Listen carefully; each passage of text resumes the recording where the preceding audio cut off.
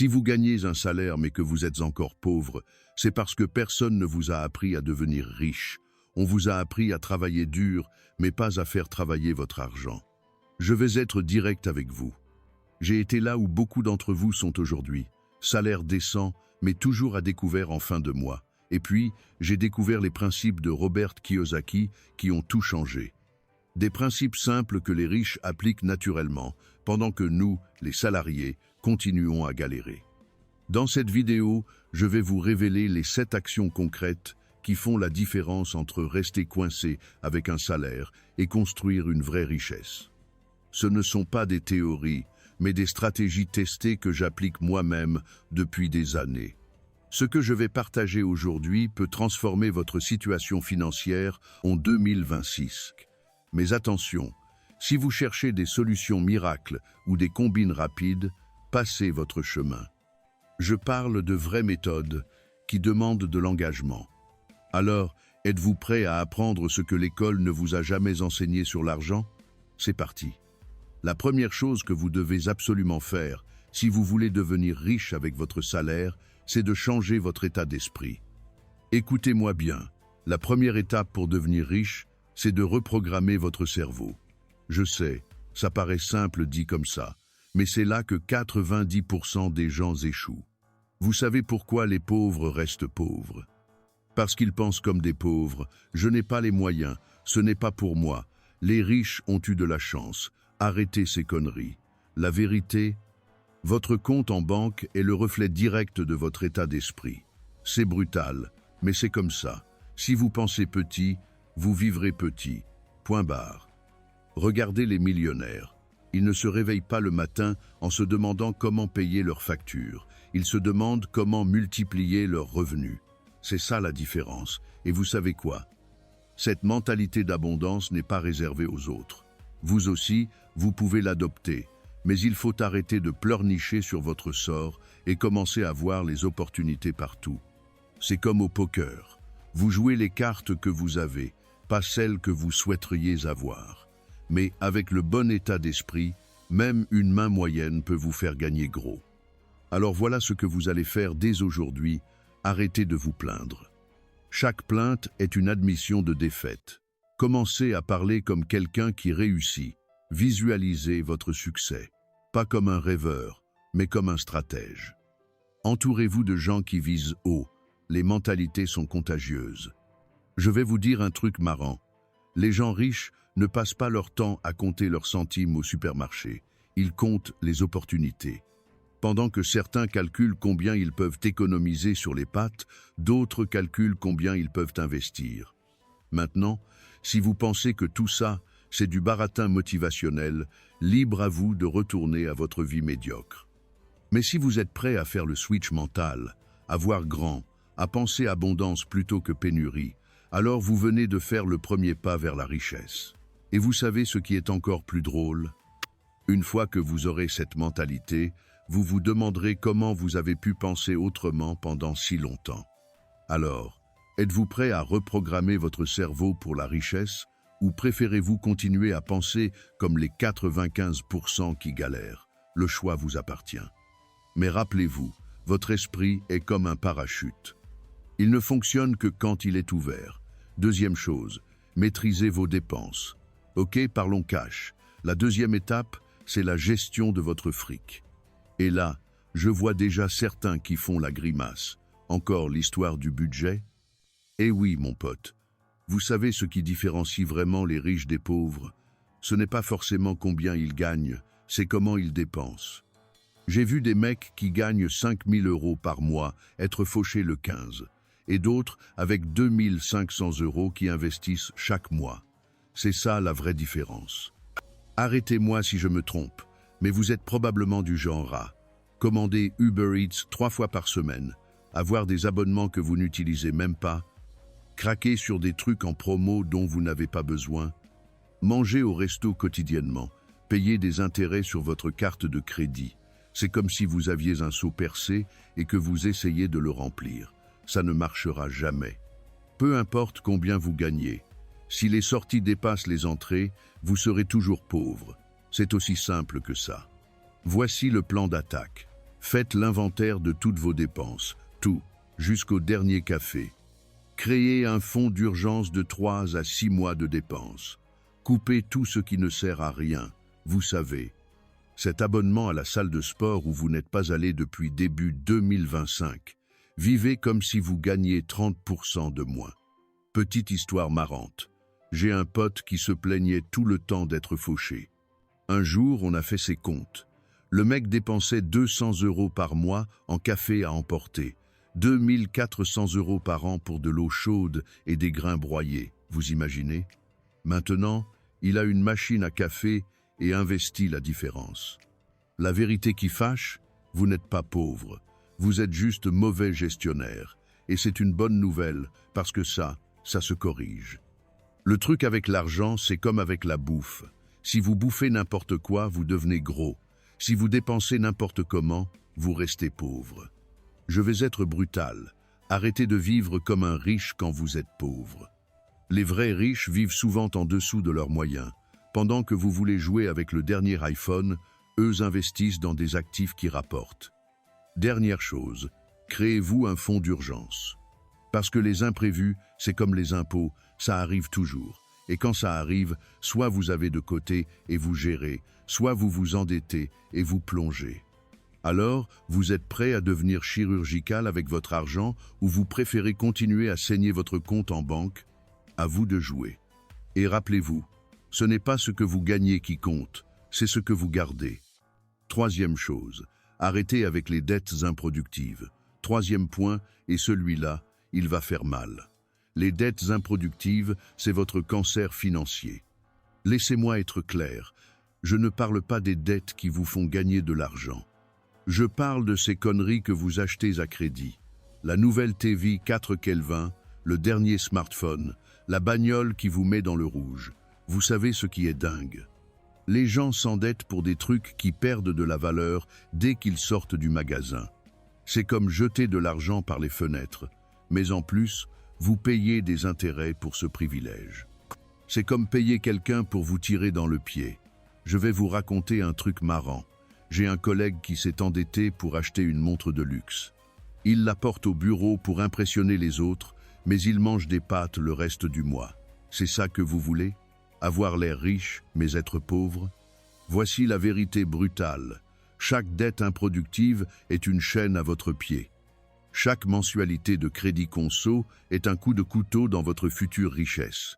Pendant que vous remboursez des intérêts, les riches, eux, en gagnent. C'est simple. Si vous ne pouvez pas l'acheter cash, vous ne pouvez pas vous le permettre. Point final. Mais les taux sont bas, qu'ils disent. Et alors, un poison à petite dose reste un poison. Ces crédits faciles sont comme des dealers qui vous offrent la première dose. Une fois accro, vous êtes foutu.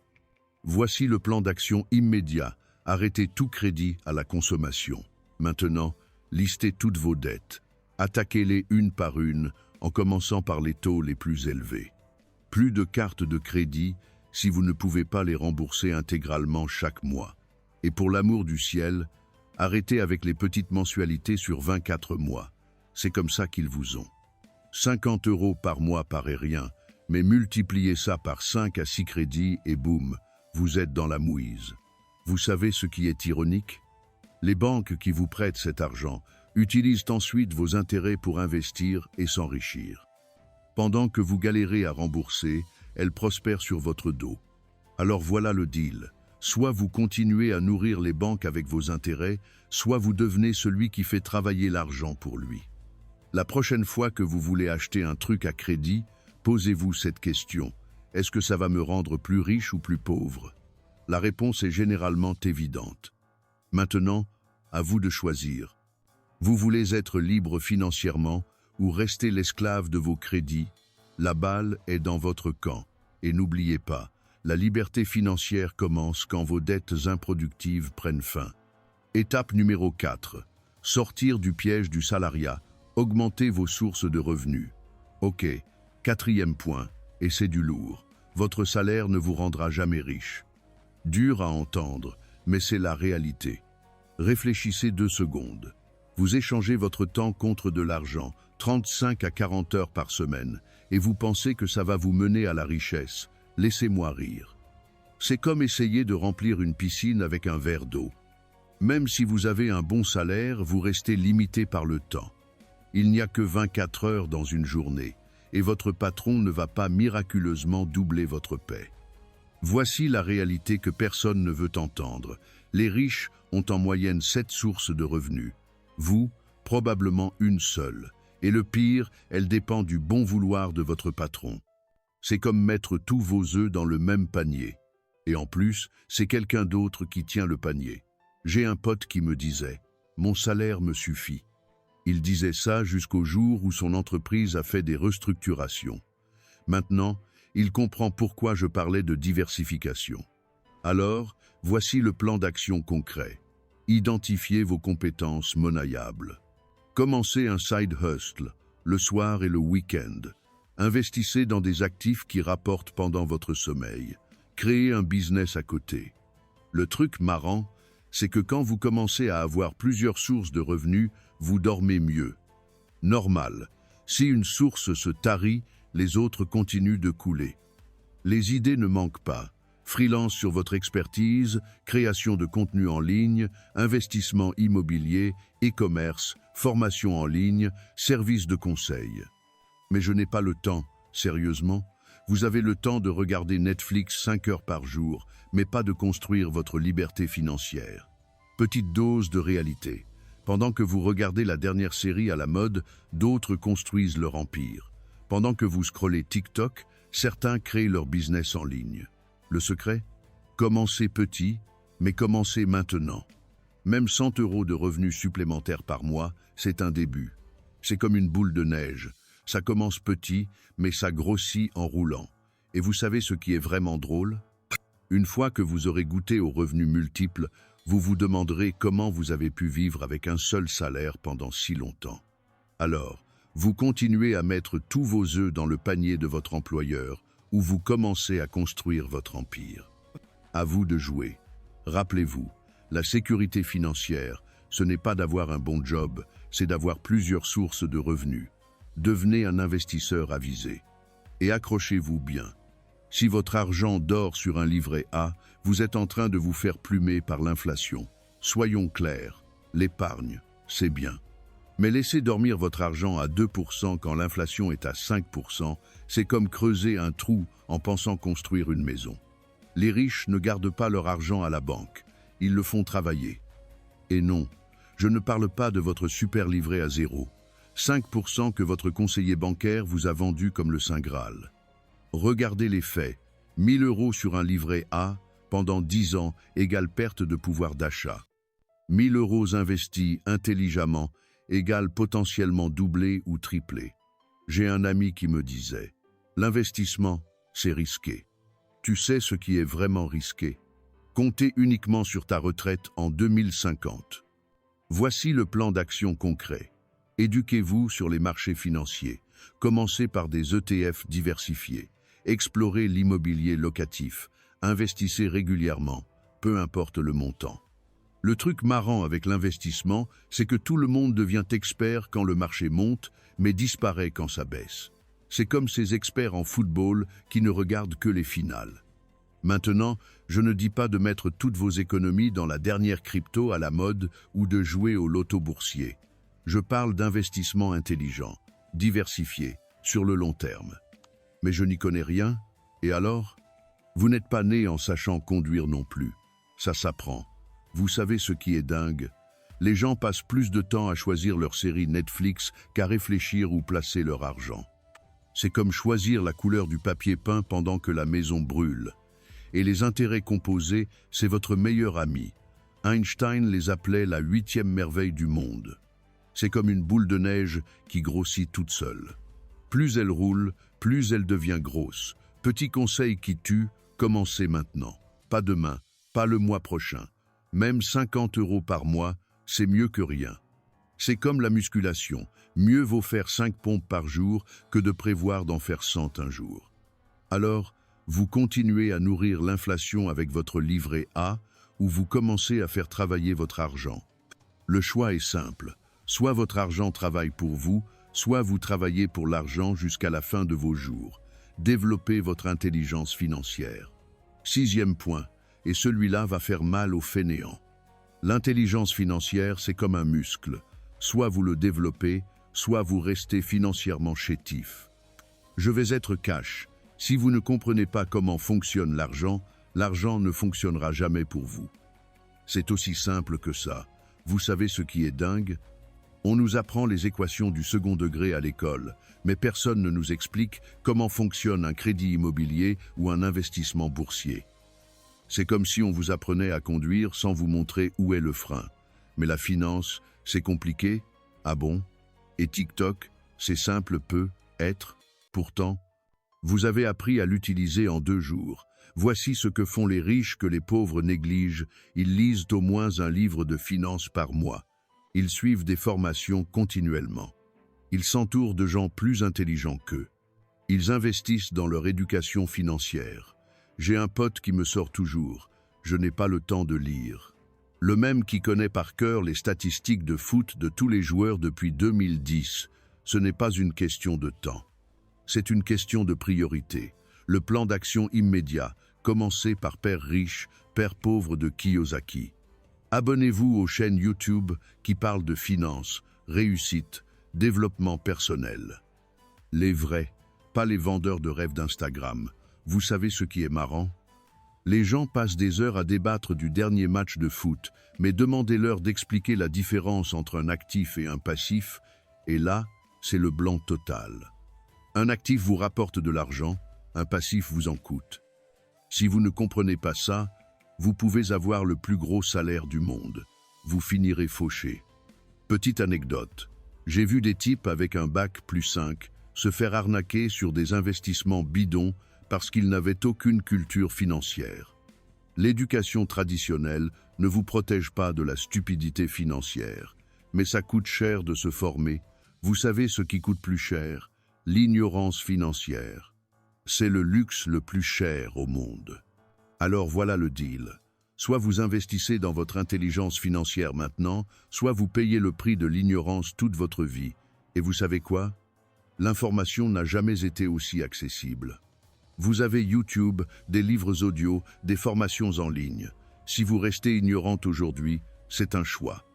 La vraie question est, vous voulez continuer à jouer au Monopoly de la vie sans connaître les règles, ou vous décidez enfin d'apprendre comment fonctionne vraiment l'argent? À vous de choisir. Mais rappelez-vous, dans le jeu de l'argent, il n'y a pas de médaille pour l'ignorance. Cultivez la patience et la persévérance, tout en sachant où vous allez et ce que vous faites. Et c'est être le plus crucial, la patience stratégique. Et non, je ne parle pas de la patience du mec qui attend que la chance tombe du ciel. Persévérer comme un âne sur le mauvais chemin, c'est juste une façon élégante de perdre son temps. C'est comme foncer tête baissée dans un mur en espérant qu'il finira par céder. Spoiler alerte, c'est vous qui allez céder. Vous savez ce qui est drôle? Les gens veulent devenir riches aussi vite qu'ils commandent leur Uber Eats. Je veux être riche et je le veux maintenant. Sorry, mais la richesse, ce n'est pas un menu à emporter. Voici la vérité qui dérange. La plupart abandonnent juste avant que ça paye. Les autres persistent dans la mauvaise direction. Et les rares qui réussissent, ils ont un plan précis et s'y tiennent. J'ai un pote qui change de business tous les 3 mois. Un coup, c'est le dropshipping, puis le NFT, puis le marketing de réseau. Il est comme un poulet sans tête qui court dans tous les sens. Devinez quoi? Il est toujours aussi fauché. Le plan d'action intelligent. Définissez précisément où vous voulez aller. Établissez des jalons mesurables. Validez régulièrement que vous êtes sur la bonne voie. Ajustez la trajectoire, pas l'objectif. C'est comme un GPS. Si vous ne savez pas où vous allez, tous les chemins sont bons pour vous perdre. Mais ça prend trop de temps?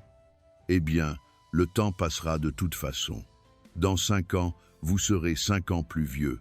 Que vous ayez suivi votre plan ou non, autant être 5 ans plus vieux et plus riche, non? Le truc marrant avec la patience, c'est que tout le monde en parle, mais personne ne veut la pratiquer. C'est comme le régime. Tout le monde veut le corps de ses rêves, mais personne ne veut manger ses brocolis. Voici le deal. Soit vous jouez le jeu long avec une stratégie claire, soit vous continuez à zapper d'une opportunité rapide à l'autre comme un gamin avec une télécommande. Et vous savez ce qui est encore plus dingue? La patience avec une mauvaise stratégie, c'est comme conduire lentement dans la mauvaise direction. Vous arriverez quand même au mauvais endroit. Alors, posez-vous ces questions. Où exactement voulez-vous être dans 5 ans? Votre plan actuel vous y mène-t-il vraiment? Êtes-vous patient ou juste stagnant? La richesse, c'est comme une plante. Vous ne pouvez pas tirer dessus pour la faire pousser plus vite, mais vous pouvez vous assurer qu'elle a les bonnes conditions pour grandir. Alors vous êtes prêt à jouer le jeu long avec intelligence, ou vous préférez continuer à chercher le raccourci qui n'existe pas? À vous de voir. Mais rappelez-vous, la patience sans direction, c'est juste une façon polie de dire que vous perdez votre temps. Voilà, vous avez maintenant toutes les cartes en main. Ces 7 principes que je viens de partager ne sont pas compliqués, mais ils demandent de la discipline. C'est exactement ce qui sépare ceux qui restent pauvres de ceux qui construisent leur richesse. La vérité, c'est que votre salaire peut devenir votre plus grand atout si vous savez comment l'utiliser intelligemment. Kiyosaki l'a compris, et des milliers de personnes l'ont prouvé avant vous. Ne laissez pas votre situation actuelle définir votre avenir financier. J'ai commencé exactement là où vous êtes peu, être, et aujourd'hui, mon argent travaille pour moi. 2025 peut être l'année où tout change pour vous. Une dernière chose, l'action immédiate est la clé. Ce soir, prenez ne serait-ce que 30 minutes pour mettre en place votre premier système d'épargne automatique. C'est le premier pas vers votre liberté financière. À vous de jouer maintenant.